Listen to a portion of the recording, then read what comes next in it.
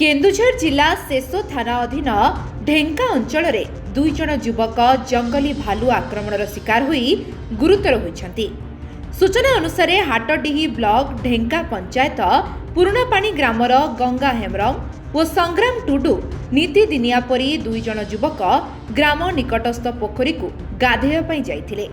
ठीक यही समय आगरू लुचि रहिथिबा जंगली भालुटी हठात किछि भाबिबा पूर्वरु गंगा और संग्राम को उपरकू लंफ मारिबा सह सेमानंकु आक्रमण करिथिला।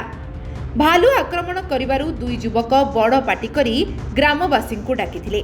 परे ग्रामवासी घटनास्थल रे पहुंचिबारु भालू सेमानंकु देखि जंगल मुहा होइथिला।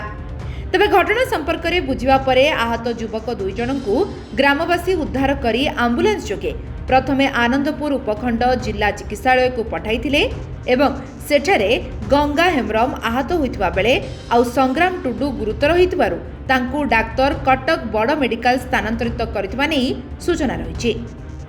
आनंदपुर सत्यव्रत जेनांक रिपोर्ट लिव लाइव ओडिया।